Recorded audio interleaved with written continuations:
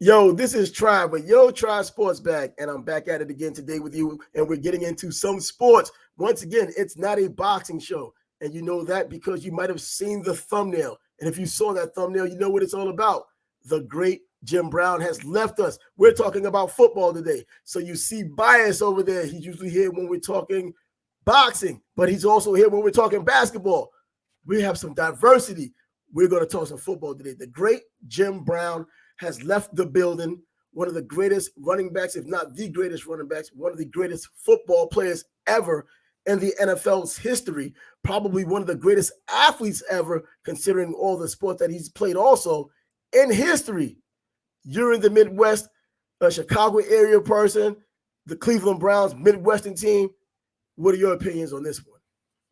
We lost a legend on the field and off the field. You know, his accomplishments on the field, everybody knows about it. He retired after 9 seasons. He probably could have played another 4, 5, 6 more, and his rushing record would have been way out there. You know, would Walter have caught it? I don't know. Would Barry or Emmett have caught it? Who knows? And then, you know, all his off the field stuff. He tried to help the youth. You know, he was involved with the civil rights movement. And, you know, we lost a legend today. Yeah, he's one of those people you would call the entire package. As you mentioned, he did things off the football field. The things he did on the football field, he became great for. The things he did off of the football field, he became legendary for and immortal for. You know, civil rights in particular, at a time when real racism existed for the Black people of America. And he stood up there along with Muhammad Ali, along with Bill Russell, along with Kareem Abdul-Jabbar back then when he was a young guy. You know what I mean? And he made his name felt. And then he got into the movies, breaking records there. I was going to say, he broke barriers in Hollywood, too. You know, he was the first Black man to have a kiss scene with a non-Black woman.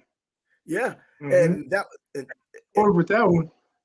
And it definitely wasn't acceptable back then. But, hey, as we learned in the time of seeing him and covering him or just knowing that he existed, he was always going to be that leader of a person who was going to lead something like that. He wasn't going to be apologetic about what he had done, and he meant to do the way he had done it.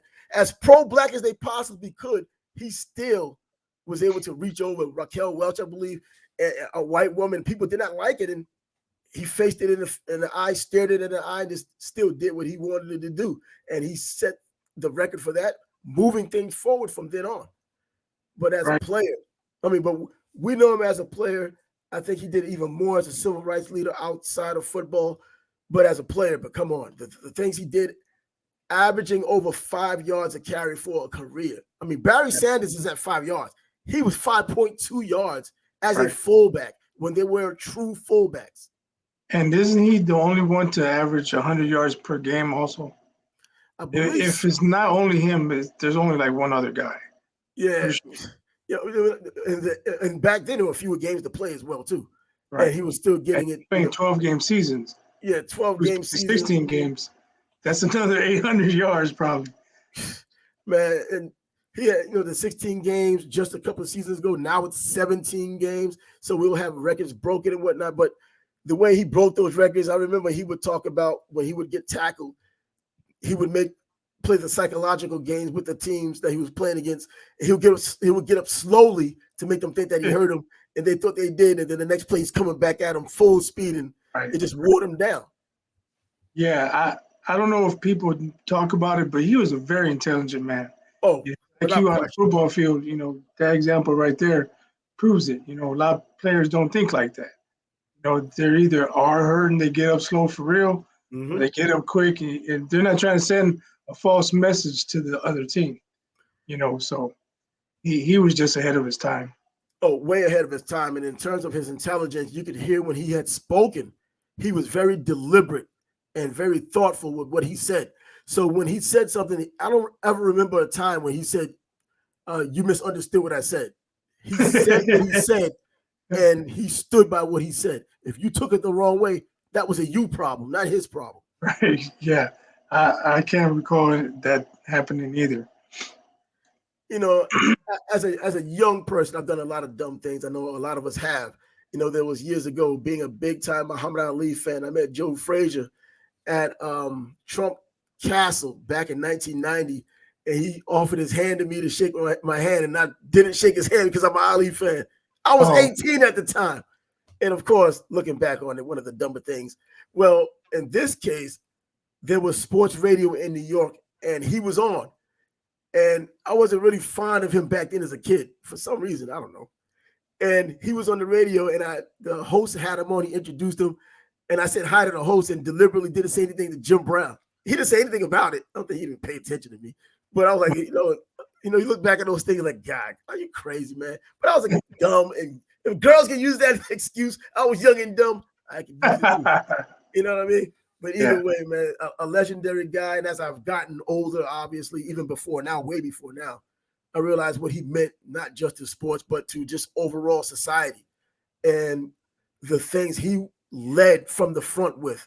You know what I mean? I remember the legendary picture of what I had just spoken about earlier with Muhammad Ali, Lou Alcindor, Kareem Abdul-Jabbar as a younger guy, and Bill Russell, and all of those civil rights people in that one picture is iconic, getting things done, helping it move along, not just Martin Luther King, but moving things on and, getting us to a point to where, people listened.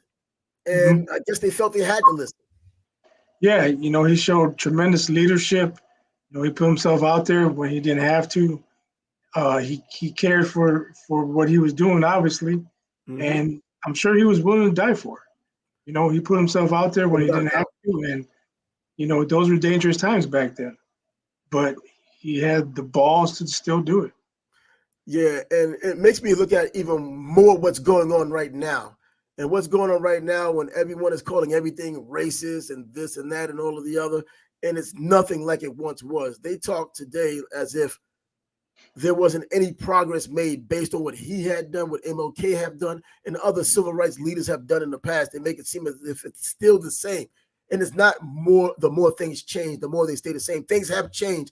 And a lot of it was because of his efforts along with the people who worked with him to change things the way they did. 100%. Yep. And sports-wise, I wanted to go back to what Dick Shop once said back in 1956, the Heisman Trophy race. And he voted for Jim Brown because he said he was probably the best player he's ever seen up to that point. And Jim Brown didn't win the Heisman that year. Paul Hornig from Notre Dame won it. And Dick Shop said that year he never voted for the Heisman Trophy again. And when you look at the numbers, I guess back then, Jim Brown averaged over 6 yards a carry for that season. And Paul Hornig coming from, I believe, a 2-6 team. I think they were 2-6, and he won the Heisman. The first time and probably the only time a Heisman Trophy winner came from a losing team. And I think what probably did decide something, it was Notre Dame. And we know the aura that Notre Dame has. But Paul Hornig also didn't just run the ball. He threw the ball. He was a kickoff returner. He was a punt returner. He played on defense. So that might have done something, but still, the sheer numbers, and I think we look at it in today's perspective where the numbers really matter, it would have mattered more for someone like Jim Brown having over 6 yards to carry as a high school player, as a college player, and not winning the Heisman. And Paul Hornig, they didn't really put the stats out there. They just showed you what he did on a bad team, and he won it based on that. If you look at the list of Heisman Trophy winners, you'll find a few fraudulent winners, in my opinion. There's a few guys that didn't deserve it. Well, I know you don't have to take shots at Gino Toretta like that, but still. Not my names, but but and the irony also in the 1957 draft, that's when he came out. He was the 6th player taken. You would think in hindsight, what? And guess who went number 1? Paul Hornig. Paul Hornig. I mean, he became a Hall of Famer. In fact, I think there were like 4 or 5 Hall of Famers in that first round alone. But Jim Brown going that late? Come on, man. Yeah. I mean, I wasn't around back then. I don't know what the circumstances were, what people were thinking and talking about in those war rooms. But,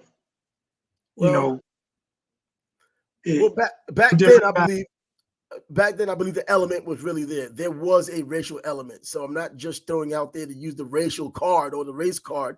It was really in existence then, and it was hardcore then.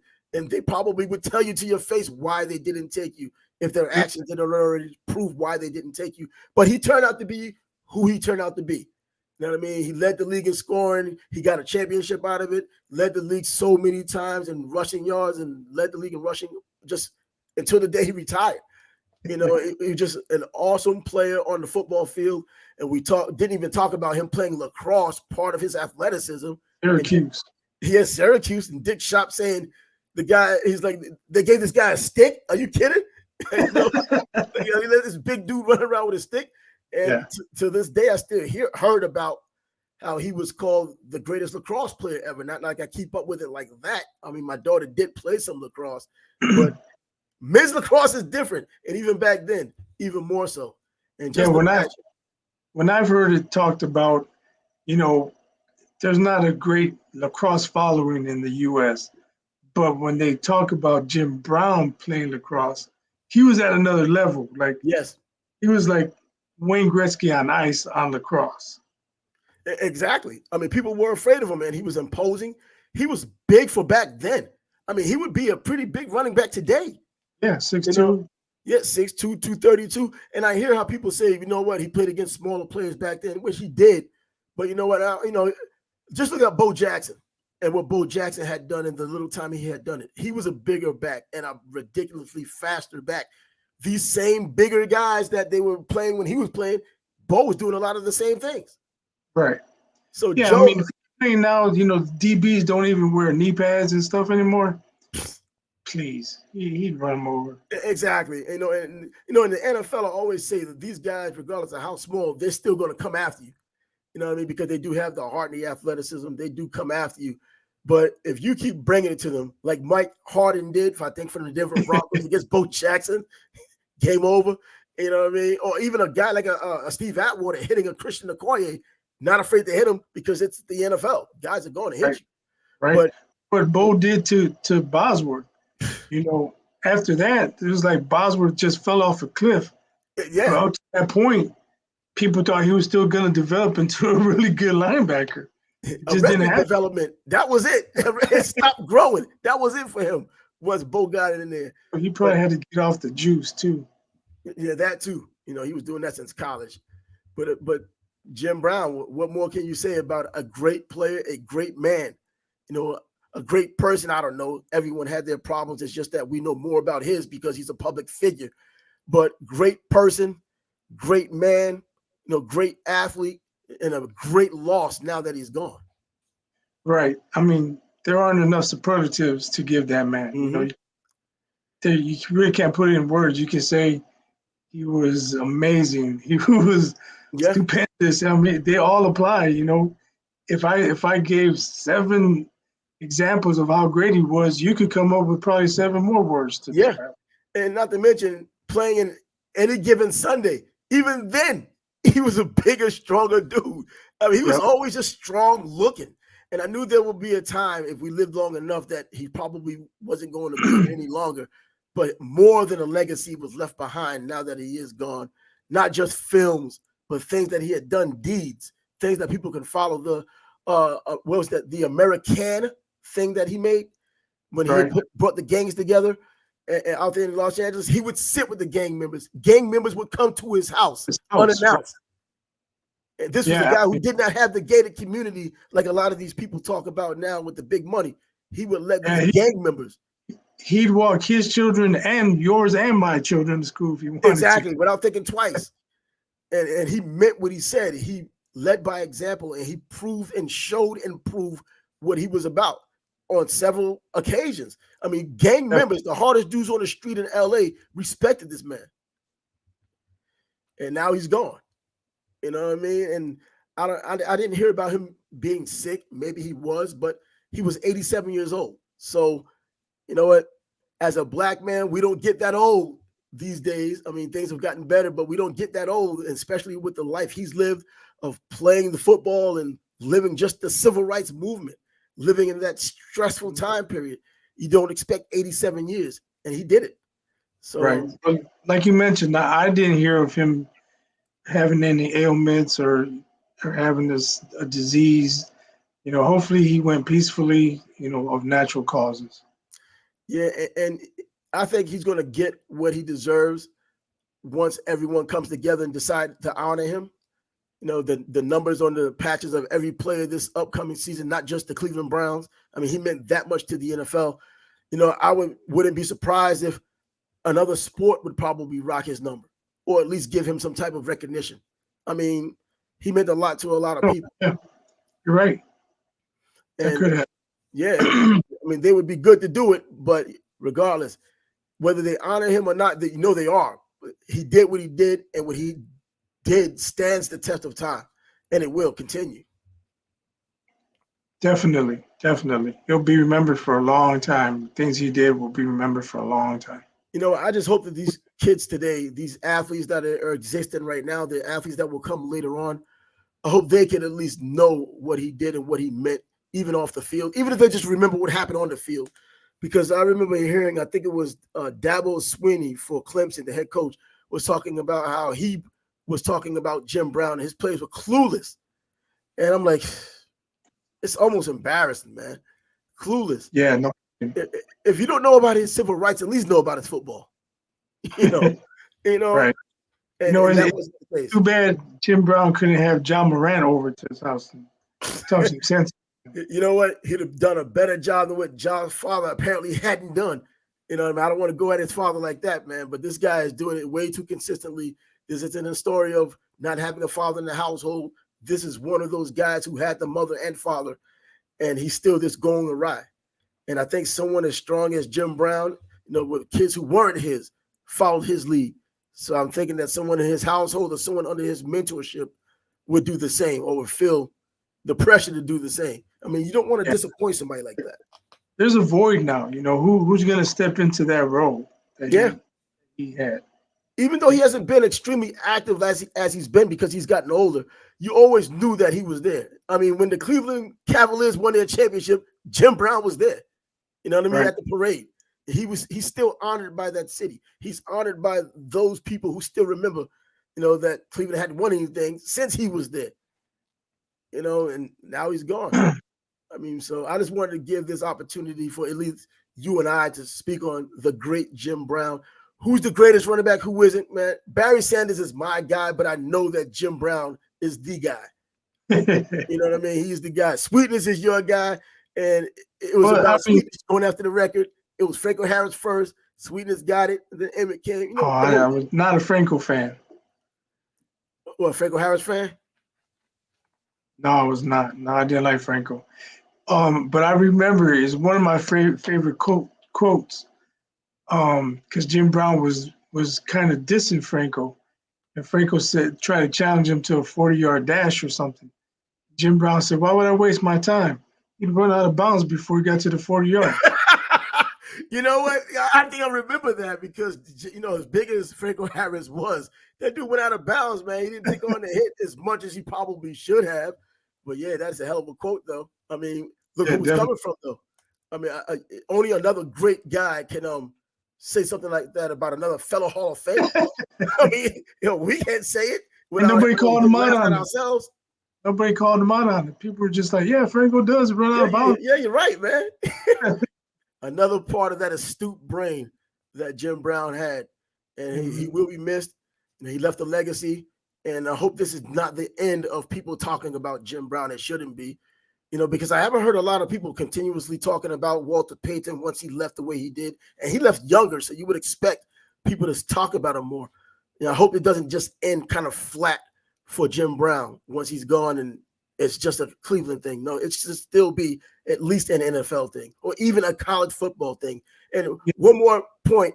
Remember, there was a point in time when he was going to be in the same backfield as Ernie Davis, who also went to Syracuse. Unfortunately, yeah, he was a great player. Now, imagine those two in the backfield, halfback, fullback. They were unstoppable with just Jim Brown. They'd have been completely ridiculous if they had him, if they had Ernie Davis. And he died young. I believe. You said ridiculous. I was thinking insane. Yeah, insane. Anything, whatever you can come up with that means that It ain't right, man. Whatever whatever you can put out there that says it ain't right. Yeah, that's kind of like KD joining the Warriors, The rich get richer, right? right? Exactly. Yep. But Ernie Davis would have been, I think he would have been a great one. No one can ever guarantee it, but based on what he did at Syracuse and the state of the NFL then, and then people still having to worry about what's going on with Jim Brown, but then Ernie Davis is getting it, bro, I don't see any way to stop it. That's before the wishbone. They had a full house, but not a Yeah. wishbone. Yeah. All right, guys. Any closing remarks on this before we shut this down? No, I just, I hope he, like I said, he went peacefully. May God rest his soul, bless his soul, Yep. and family and friends, fans. I hope they remember him as a legend that he was. Exactly. I just hope that the people that he really did try to help, his own people, us black people, minorities, it wasn't even just us black people. It was people who wanted to be helped and people who were probably a little bit downtrodden. Those are the people he really wanted to see succeed because it might have been unrealized potential that he was trying to bring out of them for them to do something. So it wasn't only a black thing. It just happened to be a black thing during the civil rights movement and it kind of translated over as he continued in his life. But thanks, Jim Brown, for everything, all the memories, all the efforts, and all the prosperity you brought to so many people in this country, so many people probably in the world. I mean, And for I'm gonna get you, sucker. Huh? And for I'm gonna get you, sucker. Yeah, I'm gonna get you stuck with the bad toe. I understand that one too. Bunions, the bunions. So for Bias, I'm Trav with Yo Trav Sports Bag, talking a little football today. Until next time.